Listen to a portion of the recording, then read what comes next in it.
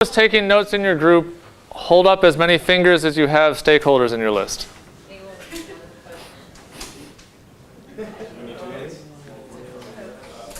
10, 6, 10, 15. Was that 15 in the back group too? 13. Okay, so you're realizing there are lots and lots of people that can somehow influence the design of whatever thing you're working on. How about this group up here? Can you list down those 15 real quick? Yes. Ferrari Company, the consumers, MIT Group, MIT as a whole, professor, Fiat, the parent company, transmission subcontractor or provider, the EPA or equivalent over in Europe, IPCC, repair shops, Ferrari marketing companies, insurance providers, Ferrari competitors, Italy, and local cities that it's used in. Okay, that's a very high level view. What about, and then I like that you incorporated the stakeholders of the class and the university as well, because there's definitely a dynamic there in terms of your specific project. For the product you're working on, what about the people who assemble it? Or the design engineers that are actually going to be, or the doing the design for manufacturing for your project. And so these lists can be infinitely long. Think about, so first I want you, next couple minutes, we'll set you loose again. I want you to trim that list down to everybody who's specific to the project or to the product itself. So don't worry about MIT, don't worry about Amos, don't worry about me. Think about the product itself and think about where you would need to go to talk to those people. And I'll give you 2 minutes on this one.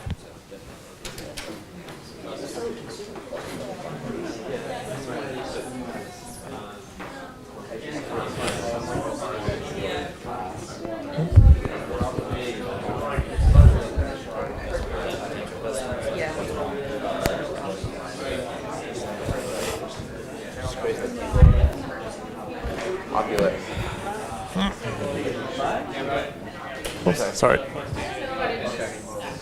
if you start talking specifically about What? because that's also part of the distribution process.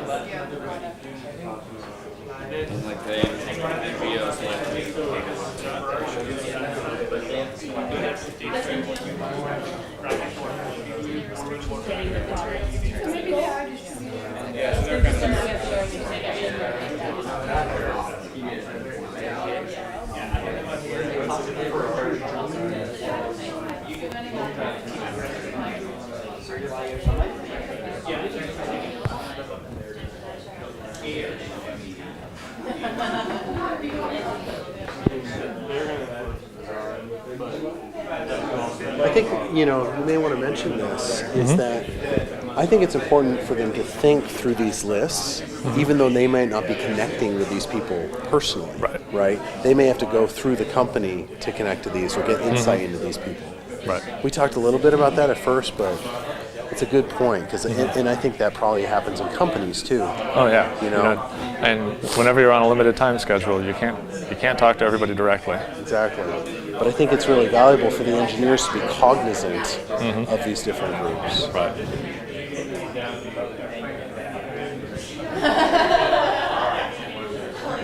Have you met with your group yet? No, we haven't actually managed to set a time yet.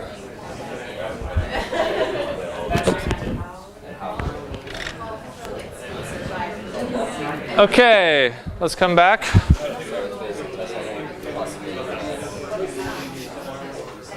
I guess that's a sign that the conversation is going well, right? Okay, so what kinds of places do you have on your list now? Shout out a couple. Okay, so I can go to Mumbai and I can stay in a luxury hotel and I'll learn what I'll need? So where do you actually need to go? Consumers. Which project is yours? Electrodialysis. In a home. So you need to go to their home. You need to go see Mumbai homes of the cultures you're looking for. And you need to go actually visit their homes. And that'll come back up in a second. Other locations? Talk about where Yep. So, and actually that's another important point as far as there's often a difference, particularly in developing world-related projects, there's a difference between the person who's actually using the product and the person who's buying it and the person who's paying for it. Those can be 3 different people. Other locations? Suggestions, ideas? Yep. Well, like the headquarters for Java. Okay. All right. So we had groups with 15 people on their lists. Do you think in the course of a semester you'll be able to visit and learn directly from 15 different stakeholders? So what are other ways that you can learn from them? Or what are other ways that you can get the information that you need without having to go to every stakeholder? Talk to people who talk to people. Talk- So you find the person who's interacting with all the teams that you work with, and they have a high-level view, not the nitty-gritty, but they tell you where you should focus your efforts. Okay. Some prior research overlaps where, like with the wheelchair project, they found research on the output of humans, and they were able to use that instead of just totally redoing everything. Right. So watch out for reinventing the wheel. There is a lot of work that's out there already. If there are customer focus groups previously defined for similar baseline products or projects, that's what they did starting for. Okay. Similar user scenarios here locally that you could access. So if we're looking at a certain demographic or socioeconomic level in India, then what does that look like here, and can we talk to them? Yep, good. So if you go through your company, so your partner they've already thought about this problem for a long time. Are you going to be able to get all the information that you need from them? No, and they will probably have a mindset pre-established that may not Exactly. encompass every aspect of what the customer wants. So absolutely take advantage of your partners and the businesses that you're working with and pump them for all the information you can, but recognize that they see it through a certain lens, and they're going to have limitations in how they view the product and how they view the problem, and their vision of solutions as well. So again, this theme keeps coming back. Take a step back. That's one of the things that as consultants we can offer businesses, because businesses that end up focused on the same problem for years on end up getting a bit of tunnel vision.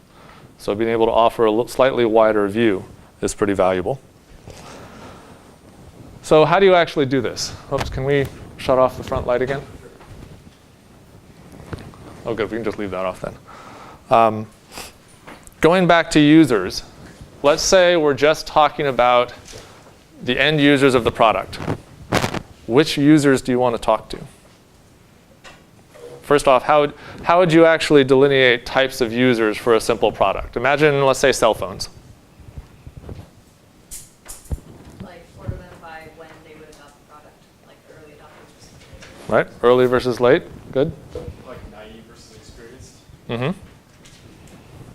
Try to find unbiased users that won't just tell you what you want to hear. That will come up again. Yep.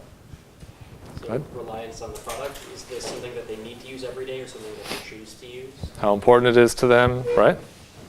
The breadth of function that they're using it for. Okay. Good. So all of those groups, and here I'm kind of giving the answer away, which ones do you want to talk to? Where are the new ideas going to be? Is it going to be in the middle of this Gaussian curve where the bulk of the users are? Or is it going to be on the ends? So think about the people that you're going to talk to. Sometimes they're described as extreme users. You don't want to forget these guys, but if the goal is inspiration and new ideas surrounding a particular product, I can pretty much guarantee you that the people out on the ends of this bell curve, whatever this axis is, are going to have different ideas, because they're the ones who are going to be hitting those snags. They're going to be the ones who maybe never bought a cell phone, and they're the ones that I want to figure out why they didn't buy a cell phone so that I can make the cell phone into something that's useful for them. Or they're the ones who are programming their own Android apps and turning the cell phone into what they want it to be, who can be on the other end of this scale. And there are any number of these scales that you can use, but keep that in mind when you're choosing which users you talk to. So, where do you want to go talk to them? I already gave this one away a little bit. This is a focus group. Does this look like a good place for collecting information? Why not? Good. You want to see them using the product in their actual environment, their actual scenario, and Okay. the distinction between what they say they want and what they say they'll do versus what they'll actually do. Okay. Any other reasons why you want to see? You could have biases with a group of multiple people rather than just one-on-one interactions. You can have biases between an interviewee and an interviewer too. But, yeah. It has to be potentially controlled environment. Maybe you have some product and it doesn't work well in the rain, for example. It's really from there. Yep. Like similar to that, just maybe if you're going into a home, for example, there might be cues around the home. That's a big one. Things that would interact with the product Mm-hmm. that might not come out if you're in the conference room. Yep. So it's important to actually, for you as a researcher, to go to the place where the product is used, where the user is experiencing those hiccups. Otherwise, you're not necessarily going to see them. They really don't come out in this type of environment. So this is an example of a project that was done with IDEO or done by IDEO for a hospital, talking about the patient experience in a hospital. If you just go in and talk to a user or talk to someone in their bed about what the experience is like, you can get any number of answers. You may or may not see what the user actually sees. This is what a hospital patient stares at for as long as they're there, pretty much. So being able to see things from the patient's viewpoint, not just yours. Other examples. So this was actually a cooking project where researchers actually went out and talked to families as they cooked, parents as they cooked with their kids. One of the ideas that came out of this one was actually cleaning up a whisk. So very simple idea, but it came out of watching for those hiccups and those sticking points over the course of an everyday action. So how do you actually do this? Well, you go out and talk to people, and you observe. And the goal is try to understand what they're feeling and what they're thinking in order to identify those sticking points. So what word would you describe to, what word would you use to describe this whole exercise of going out and talking to people to understand what they feel and what they think? Bingo. So that's where this whole process starts. The goal, and so who can define empathy? Yeah. Putting yourself in somebody else's shoes. Good. That's really all it is. But there's some tricks for actually doing that. So the question is, what do you actually look for? We talked about these sticking points or the hiccups in everyone's day or the people you're talking to. So there's paradoxical behavior. Anybody remember the Toshiba Tough book? The idea actually came out from watching students sit on their laptop computers. So you have paradoxical behavior. You have people who don't always do what you expect, or they don't. So we talked about these extreme users. Who are the people that take an existing product and change it to make it or use it in a different way to make it useful for them? This guy needs something other than just a basic ladder, right? This guy on the right here, he was actually trying out, we're getting user feedback from a prototype. He was trying out a piece of software. He did the exercise. Afterwards, the researcher asked him, so how'd it go? And he said, it was fine. Does that look fine to you? So you need to pay attention. Just simply asking a user what they think or asking for verbal feedback, isn't going to tell you the whole story. We talked a little bit about context. This is a woman, we were doing a project on television and television watching. And we went in, talked to her, sat out in her living room in front of a large TV, and she said, I watch the news in the evening and then I go to bed.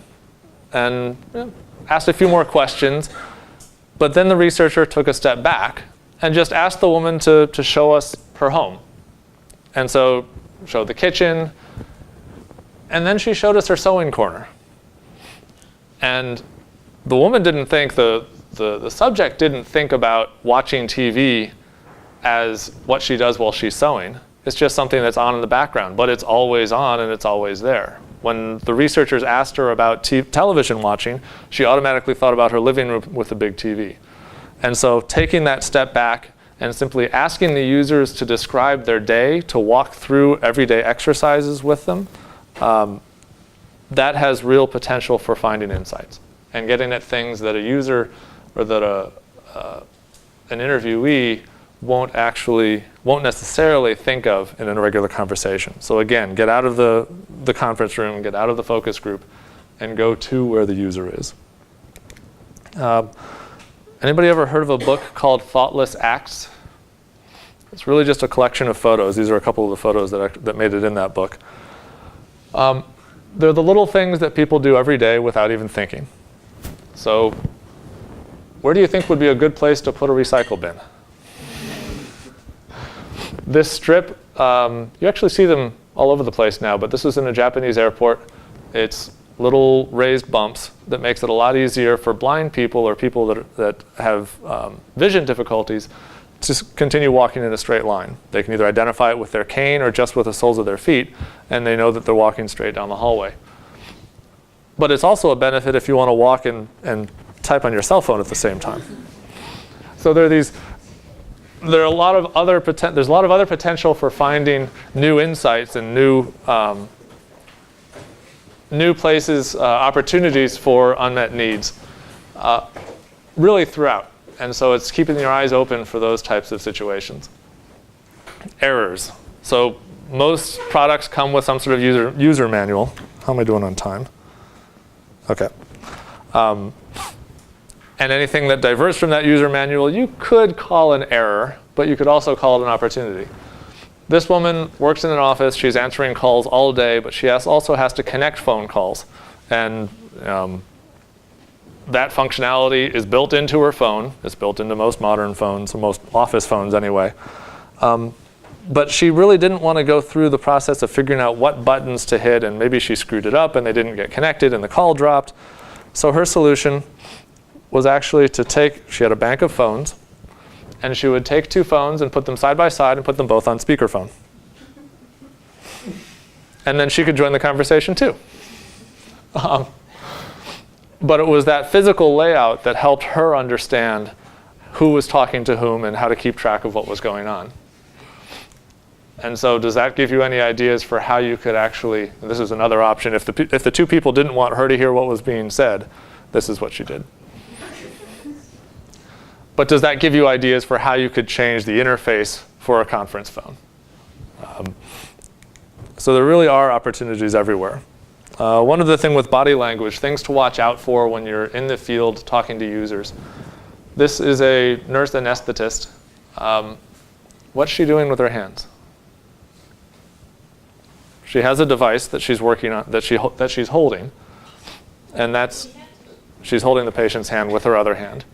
The device that she's got right now isn't really usable by one hand. It's like a normal keypad that you can't always reach all corners with one hand. So the big insight from this project was make it usable with one hand. There's a jog wheel on the side that she can use to click through menus and make the adjustments that she needs to make without losing that patient contact. Okay, so some tips for when you're actually going out.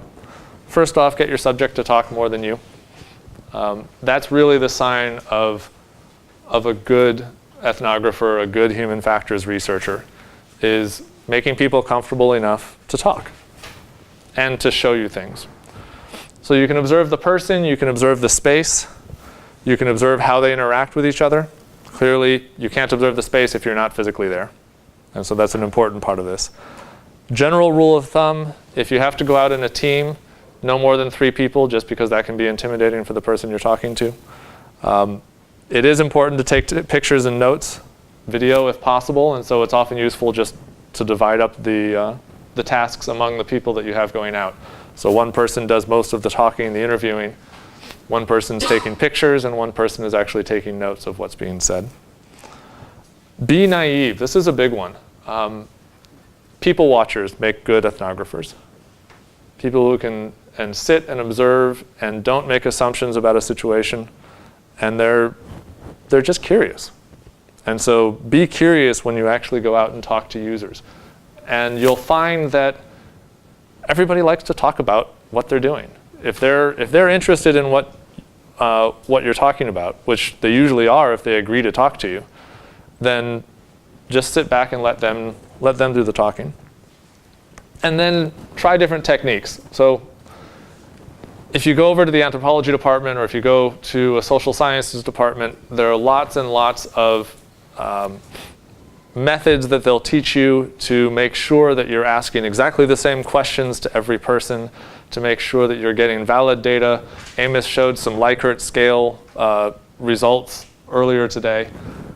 That all came out from a very carefully constrained research program. But we're not looking for data. We're not looking for truth. We're looking for inspiration. So you can try out all kinds of different techniques. There are things like having people draw. Getting someone to draw their map of the world or their map of India. That's actually talked about in the introduction to the Hidden in Plain Sight book.